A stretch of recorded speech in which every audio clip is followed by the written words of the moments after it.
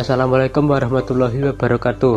Halo semuanya dan selamat datang di video presentasi kelompok kami. Perkenalkan, saya Muhammad Ngiza selaku moderator yang akan memandu jalannya presentasi dengan judul Komunikasi dan Perilaku Konsumen.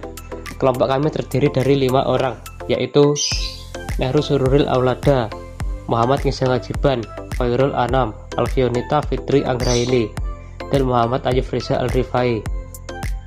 Tanpa berlama-lama, mari kita masuk ke bagian pertama, yaitu pengertian komunikasi dan perilaku konsumen yang akan disampaikan oleh saya sendiri. Pengertian komunikasi. Model komunikasi menurut Shipman dan Canuck. Menurut Shipman dan Canuck, komunikasi adalah proses penyampaian pesan dari pengirim kepada penerima melalui suatu media atau saluran tertentu. Proses ini bersifat dinamis dan melibatkan berbagai unsur penting yang saling berkaitan. Yang pertama, pengirim pesan atau sender merupakan pihak yang memulai proses komunikasi. Dalam konteks bisnis, pengirim pesan bisa berupa produsen yang ingin memperkenalkan produk atau jasa kepada konsumen. Komunikasi bisa juga datang dari konsumen yang ingin mendapatkan informasi. Yang kedua, pesan atau message. Isi dari informasi yang ingin disampaikan kepada penerima. Pesan bisa berupa informasi produk, promosi, ajakan pembeli, atau edukasi mengenai manfaat produk. Pesan harus dirancang dengan baik agar mudah dipahami dan menarik perhatian. Yang ketiga, saluran komunikasi atau medium. Media atau saluran yang digunakan untuk menyampaikan pesan seperti televisi, radio, brosur, media sosial, atau tatap muka langsung. Pemilihan media harus sesuai dengan karakteristik audiens dan efisiensi biaya. Yang keempat, penerima pesan atau receiver. Pihak yang menerima dan menafsirkan pesan. Dalam dunia pemasaran, penerima pesan adalah konsumen. Komunikasi yang efektif harus mempertimbangkan siapa menerima pesan agar bisa menyesuaikan gaya isi pesan. Yang kelima, umpan balik atau feedback. Tanggapan dari penerima terhadap pesan yang diterima. Feedback menunjukkan apakah pesan berhasil dipahami atau diterima dengan baik. Dalam bisnis, feedback dapat berupa reaksi langsung, peningkatan penjualan, atau permintaan informasi lebih lanjut. Model komunikasi. Alur komunikasi digambarkan sebagai proses berputar. Yang pertama, sender, kedua, message, ketiga, medium, keempat, receiver, kelima, feedback, dan kembali ke sender lagi. Intinya proses ini berputar terus menerus. Cara membangun komunikasi efektif dengan konsumen. Kenali target konsumen. Sesuaikan bahasa, gaya, dan isi pesan dengan usia, pendidikan, dan pengalaman konsumen. Bangun kredibilitas pesan. Pesan akan lebih percaya jika disampaikan oleh pihak yang dipercaya atau punya citra baik. Manfaatkan sumber informal. Informasi dari teman, keluarga, atau tetangga sering lebih dipercaya. Komunikasi mulut ke mulut sangat kuat. Gunakan penyampaian pesan yang tepat. Selebriti atau tokoh publik yang positif dan dikenal luas bisa meningkatkan efektivitas pesan.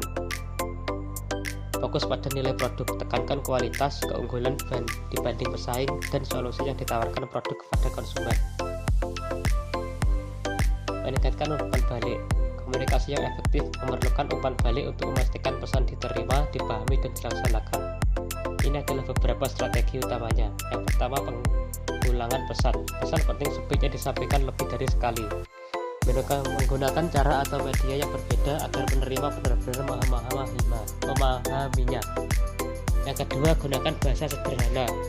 Hindari istilah teknis atau bahasa yang rumit. Sesuaikan bahasa latar belakang menerima agar pesan lebih mudah diterima dan tidak menimbulkan kebingungan.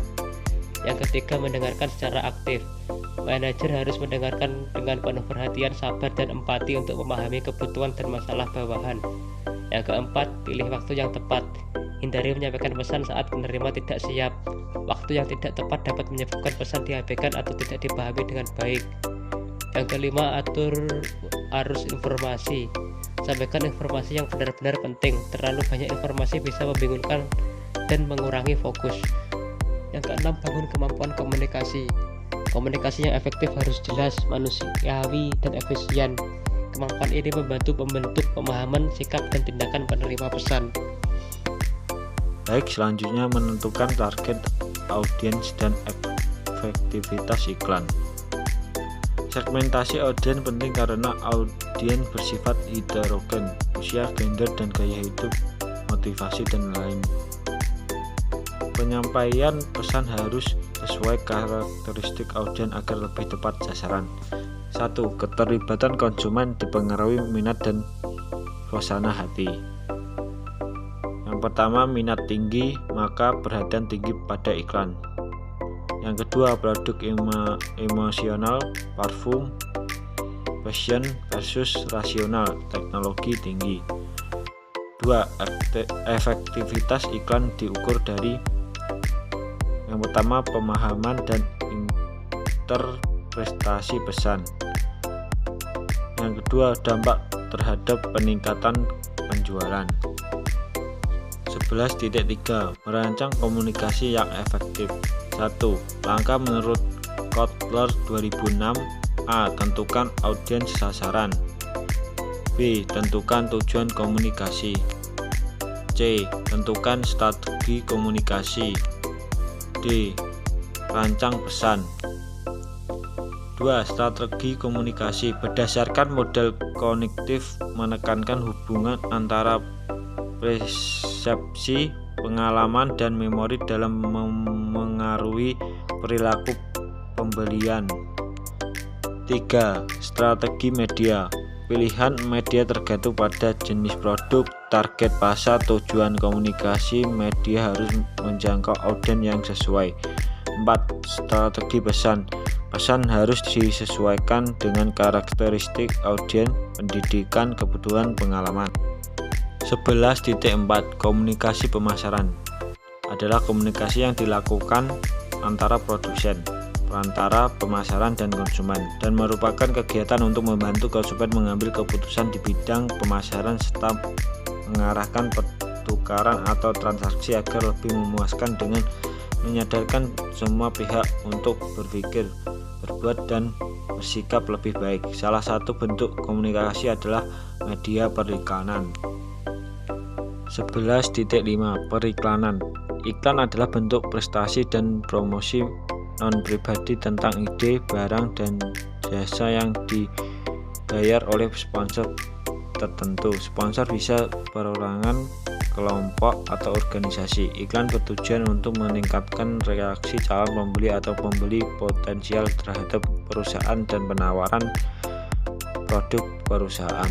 Dalam perencanaan iklan, pemasaran akan membuat keputusan-keputusan penting berikut. 1. Banyak alokasi dana untuk iklan. 2. Pesan apa yang ingin disampaikan pada target pasar. 3. Media apa yang tepat digunakan. 4. Kapan dan berapa lama iklan ditayangkan. 5. Bagaimana mengevaluasi efektivitas iklan yang ditayangkan. Ada beberapa daya tarik periklanan. 1. Daya tarik para selebriti.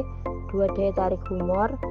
3. Daya tarik ketakutan. 4. Daya tarik kesalahan. 5. Daya tarik komparatif. 6. Daya tarik nasional. 7. Daya tarik emosional. Pengembangan pesan. Kualitas pesan jauh lebih penting daripada banyaknya uang yang dialokasikan untuk penayangan iklan.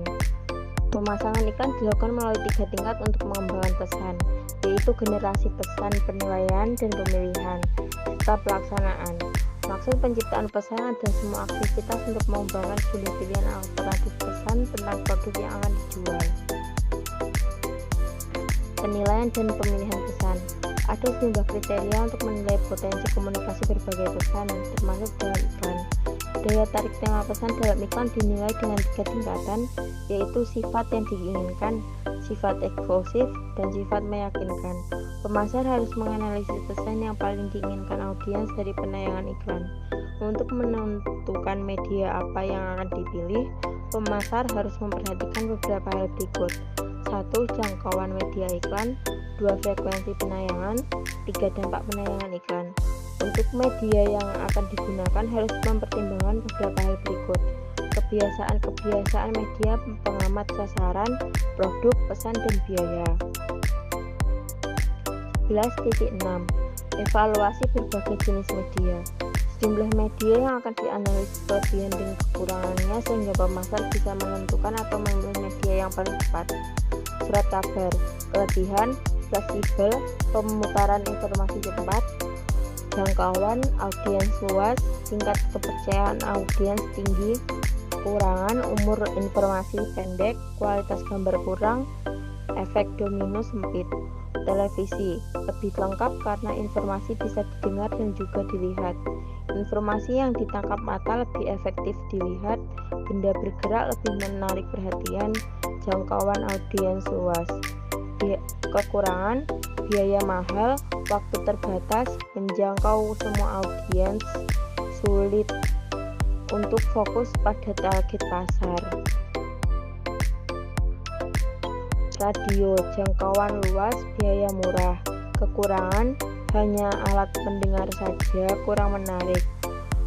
Dampaknya lemah, cepat hilang, perhatian rendah. Majalah, presentasi tinggi, hasil cetakannya lebih berkualitas dibandingkan koran. Jumlah pembaca yang meneruskan informasi baik. Kekurangan, waktu tunggunya lebih lama dibandingkan koran.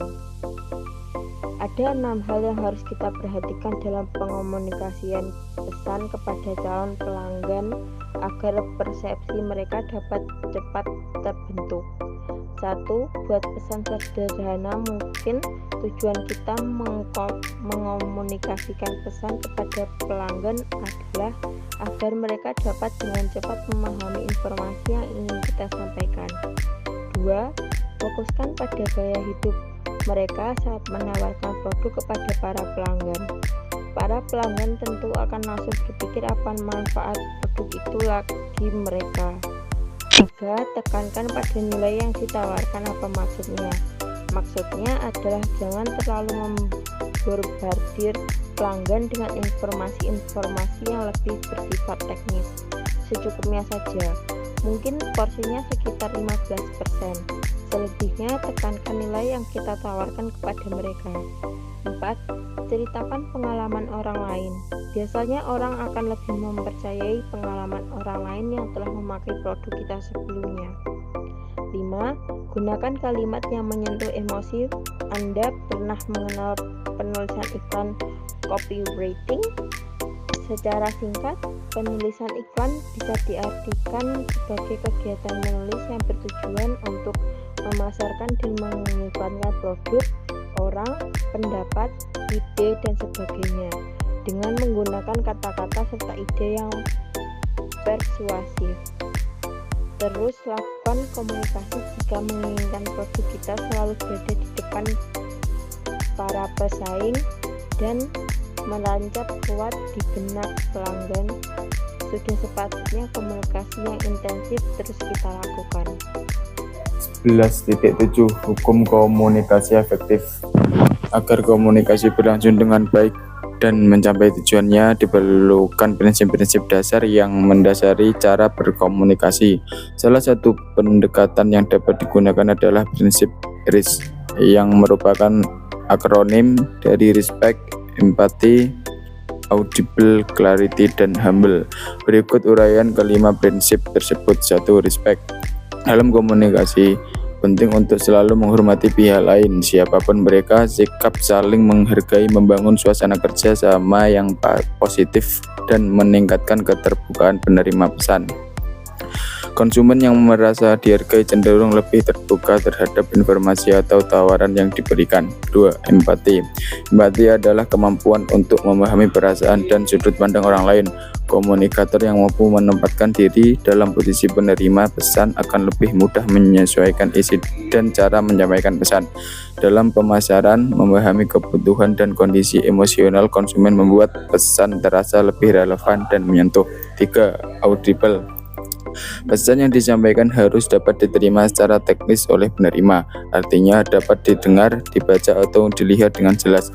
Pemilihan saluran komunikasi yang tepat, penggunaan volume suara yang sesuai, dan media yang efektif menjadi kunci di sini. 3. Clarity. Kejelasan adalah fondasi komunikasi yang efektif. Pesan harus disusun dengan bahasa yang sederhana, langsung, dan tidak menimbulkan ambiguitas. Pesan yang tidak jelas akan menimbulkan kebingungan dan bisa menurunkan kepercayaan audiens terhadap pengirim pesan. 3. Humble. Komunikator yang rendah hati akan lebih mudah diterima. Sikap seperti bersedia mendengarkan, mengakui kesalahan, dan tidak menggurui sangat penting dalam membangun kepercayaan dan hubungan jangka panjang dengan konsumen. Kerendahan hati juga menunjukkan profesionalisme dan ketulusan dalam berinteraksi. Berikut adalah 3 hal penting agar dapat membangun komunikasi yang baik bagi pelanggan. A. Komunikasi verbal, komunikasi lisan atau komunikasi verbal lebih dari sekedar pengucapan kata-kata. B. Komunikasi verbal bahasa tubuh adalah topik yang menarik perhatian peneliti selama bertahun-tahun. C. Mendengarkan pelanggan perlu merasa bahwa mereka telah didengar dan dimengerti, dan itu tidak bisa terjadi tanpa sikap mendengarkan orang yang baik.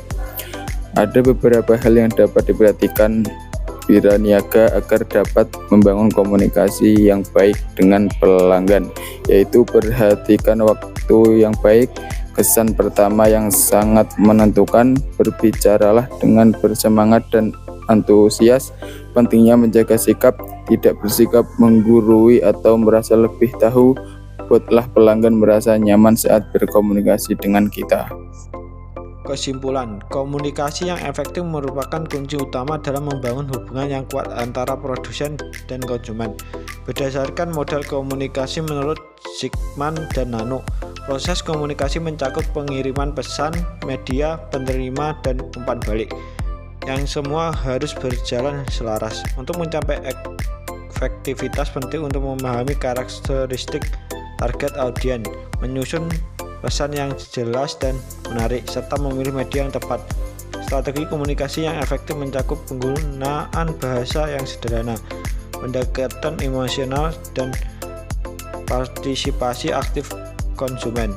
Dalam konteks pemasaran, komunikasi tidak hanya menyampaikan informasi, tetapi juga membentuk persepsi, membangun kepercayaan, dan mendorong tindakan pembelian. Evaluasi media yang digunakan harus memperhatikan kelebihan dan keterbatasan masing-masing saluran.